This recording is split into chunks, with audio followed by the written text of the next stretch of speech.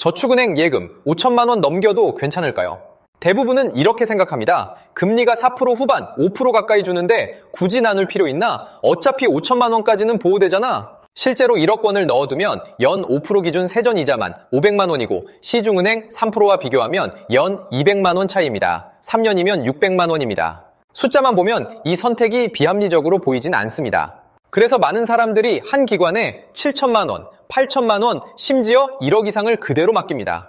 금리가 높고 당장 문제가 터질 것 같지 않고 예금자 보호법이 1인당 5천만 원까지 보호한다고 말해주기 때문입니다. 과거 저축은행 사태를 떠올려도 그때랑은 다르겠지라는 생각이 자연스럽게 붙습니다. 문제는 숫자가 아니라 환경입니다. 현재 저축은행 연체율은 8%를 넘었습니다. 2년 전 3%대였던 지표가 2배 이상 뛰었고 100명 중 8명이 제때 상환하지 못하는 구조로 이동했다는 뜻입니다. 아직 시스템 위기라는 단어를 쓸 단계는 아닐 수 있지만 신용지표가 이 속도로 움직이는 구간에서는 보상보다 구조를 먼저 점검해야 하는 시기라는 신호로 읽히기도 합니다. 그렇다면 지금 이 선택은 단순한 금리 비교일까요?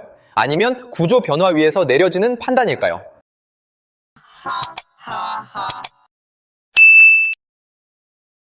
많은 분들이 이렇게 말합니다. 그래도 5천만 원까지는 법이 지켜주지 않느냐?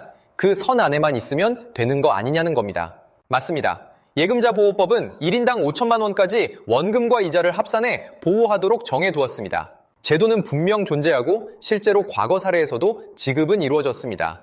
그런데 여기서 한 가지 짚어야 할 게 있습니다. 이 보호는 평소에 자동으로 작동하는 안전장치가 아니라 금융기관이 영업정지나 파산 절차에 들어간 이후에야 움직이는 사후 장치라는 점입니다. 즉, 문제가 발생하지 않도록 막아주는 구조가 아니라 이미 문제가 터진 뒤 정리해주는 구조에 가깝습니다. 조금 더 구체적으로 보겠습니다. 보호 한도는 계좌당이 아니라 기관당 1인 5천만 원입니다. 같은 저축은행에 예금 3개를 나눠 넣어도 합산 5천만 원이 기준입니다. 예를 들어 4,800만 원을 예치했는데 이자가 붙어 5,050만 원이 되면 초과한 50만 원은 보호 대상이 아닙니다. 1억 원을 맡겼다면 절반인 5천만 원은 보호되지만 나머지 5천만 원은 파산 재산 배분 절차에 따라 일부만 돌려받거나 일정 기간 묶일 수 있습니다. 여기서 중요한 건 확률이 아니라 구조입니다. 보호제도가 있다는 사실과 내 자금이 언제든 유동적으로 움직일 수 있다는 건 같은 개념이 아닙니다. 사업 운영자금 5천만 원이 몇 달 묶이면 매출이 줄어드는 정도가 아니라 현금 흐름 자체가 흔들릴 수 있고 은퇴자금이라면 소비 계획을 다시 짜야 할 수도 있습니다. 보호는 존재하지만 타이밍은 보장되지 않습니다. 그래서 질문은 이렇게 정리됩니다. 우리는 보호가 있다는 문장을 믿고 선택하고 있는 걸까요? 아니면 문제가 발생해도 감당 가능한 구조로 설계해두고 있는 걸까요? 이 차이를 구분하지 않으면 5천만 원이라는 숫자는 안전의 기준이 아니라 단순한 문구로만 남게 됩니다. 이제 구간을 나눠서 보겠습니다. 5천만 원 이하는 제도가 보호하는 영역이고 그 이상부터는 기관의 체력에 기대는 영역입니다. 같은 예금처럼 보이지만 기준선을 넘는 순간부터 작동하는 논리가 달라집니다. 예를 들어 1억 원을 한 저축은행에 예치했다고 가정해 보겠습니다. 절반인 5천만 원은 보호 구간 안에 있고 나머지 5천만 원은 기관의 건전성과 환경 변화에 노출됩니다. 숫자로 보면 50%는 제도 영역, 50%는 시장 영역에 놓여 있는 셈입니다. 이건 해석이 아니라 구조 그대로입니다. 많은 분들이 여기서 이렇게 말합니다. 확률이 낮은데 굳이 걱정할 필요가 있겠느냐는 겁니다. 정말 그럴까요? 금융에서 중요한 건 단순 확률이 아니라 충격의 크기입니다. 파산 가능성을 3%라고 가정해 보겠습니다. 100번 중 3번 문제가 발생한다는 뜻입니다. 그런데 그 3번이 발생했을 때 초과 예금 5천만 원 중 40%를 회수하지 못한다면 손실은 2천만 원입니다. 기대값으로 계산하면 2천만 원 곱하기 3%는 60만 원입니다. 이 숫자만 보면 연 60만 원 정도면 감수할 수 있지 않나? 라고 생각할 수 있습니다. 하지만 기대값은 평균입니다. 현실은 평균으로 나눠서 손실이 발생하지 않습니다. 어느 한순간 2천만 원이 묶이거나 손실로 확정될 수 있습니다. 특히 자영업 운영자금이나 은퇴 생활비라면 2천만 원은 단순 수익률 계산으로 치환하기 어려운 금액입니다.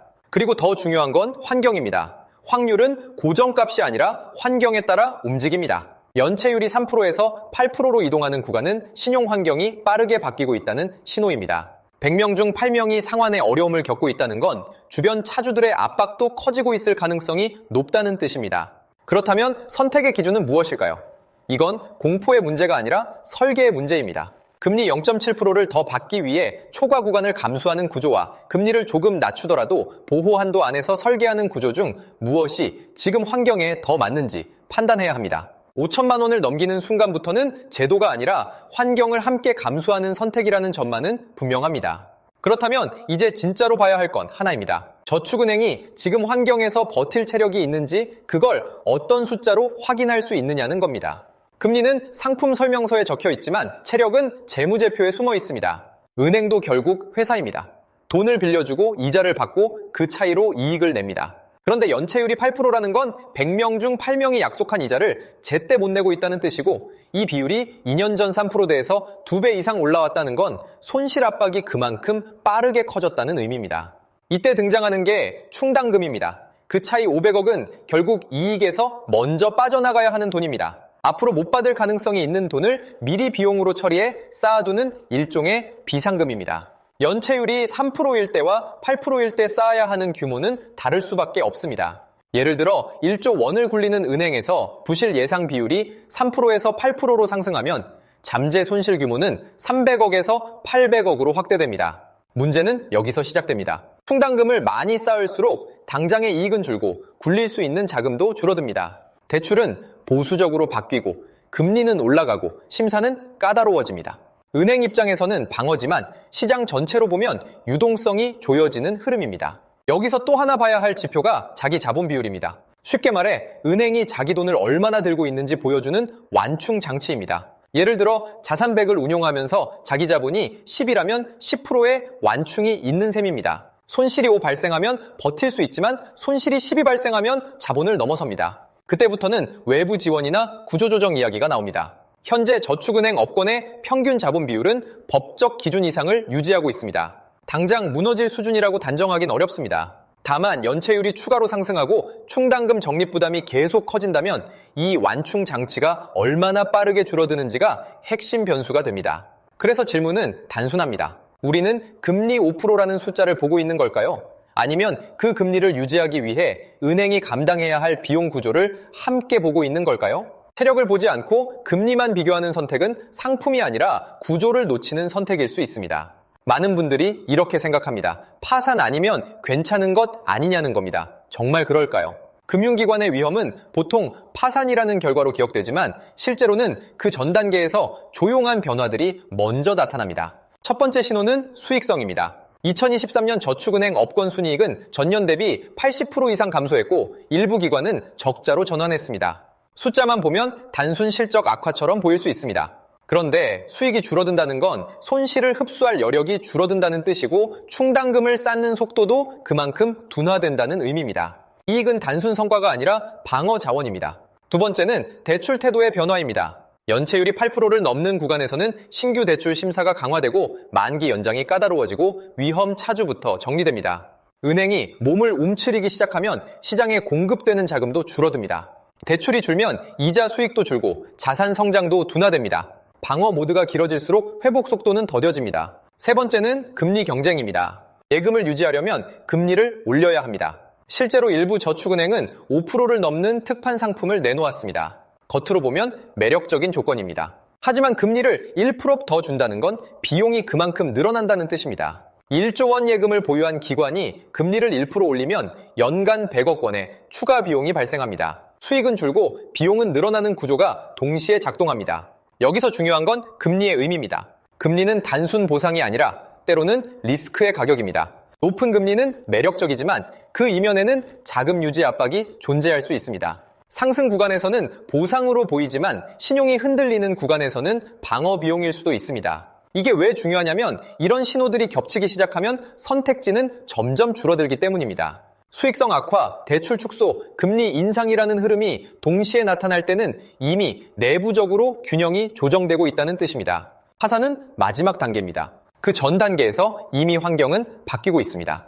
그래서 지금 필요한 건 단순 낙관도 비관도 아닙니다. 숫자가 보여주는 신호가 어느 방향을 가리키고 있는지 읽는 일입니다. 그리고 그 방향이 바뀌는 구간에서는 보상보다 방어가 먼저 고려되어야 한다는 점을 인식하는 겁니다. 이제 다시 기준선으로 돌아가 보겠습니다.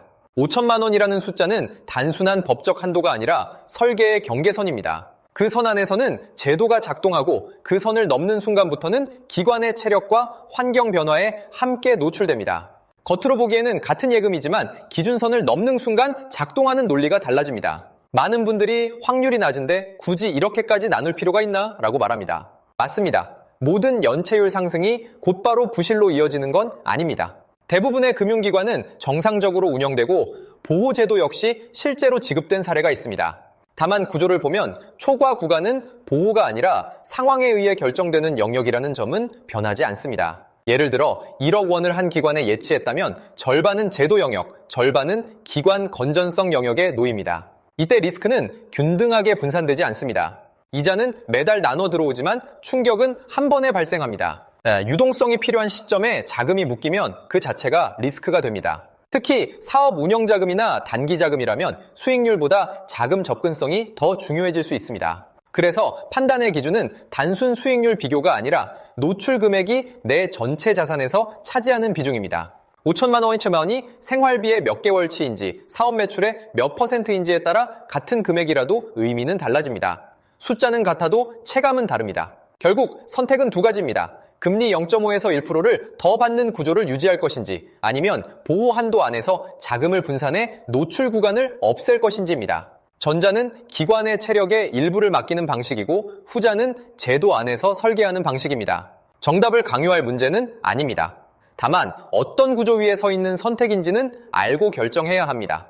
여기까지 오면 선택은 감정이 아니라 설계의 문제로 바뀝니다. 괜찮겠지라는 기대도 아니고 곧 위험하다는 공포도 아닙니다. 지금 필요한 건 예금 구조를 어떻게 배치할지에 대한 판단입니다. 첫 번째는 기관 분산입니다.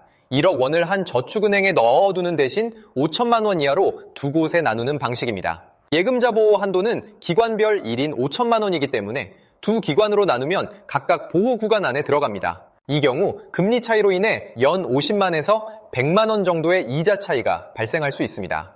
하지만 초과 노출 금액은 0원이 됩니다. 수익은 일부 줄어들 수 있지만 노출 구간은 사라집니다. 두 번째는 금리 차이를 체감 단위로 환산해보는 겁니다. 예를 들어 1억 원 기준 금리 0.7% 차이면 연 70만 원입니다. 세후로 보면 약 59만 원 수준입니다. 그런데 초과 구간 5천만 원에 1%는 50만 원입니다. 결국 추가로 받는 이자는 초과 노출 금액의 1% 수준과 비슷하거나 그보다 작을 수 있습니다. 보상과 노출을 같은 단위로 놓고 비교해야 판단이 명확해집니다. 세 번째는 자금의 목적을 분리하는 겁니다. 생활비 자금, 사업, 운영 자금, 단위 투자 대기 자금은 성격이 다릅니다. 당장 사용해야 할 자금은 보호 한도 안에 두고 여유 자금만 일부 금리 상품에 배치하는 식으로 구조를 나누는 겁니다. 용도를 나누지 않으면 리스크도 한꺼번에 묶입니다. 여기서 중요한 건 금리를 포기하라는 이야기가 아닙니다. 금리는 보상입니다. 다만 신용지표가 빠르게 움직이는 구간에서는 보상보다 방어가 먼저 고려되어야 할 수 있습니다. 지금 연체율 8% 환경이 단순한 순환 조정인지 구조 변화의 초입인지 판단하는 건 각자의 몫입니다. 설계는 그 판단 위에서 이루어져야 합니다. 정리해보면 이렇습니다. 저축은행 예금 5천만 원은 법이 지켜주는 구간이고 그 선을 넘는 순간부터는 제도가 아니라 기관의 체력과 환경 변화에 일부를 맡기는 구조로 바뀝니다. 제 겉으로 보기에는 같은 예금이지만 작동하는 논리는 다릅니다. 지금 연체율은 8%를 넘었습니다.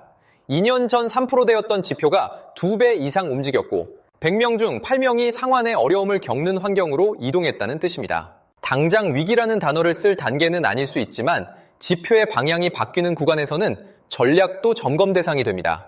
환경이 달라지면 설계도 달라져야 합니다. 금리 0.5에서 1%의 차이는 분명 매력적입니다.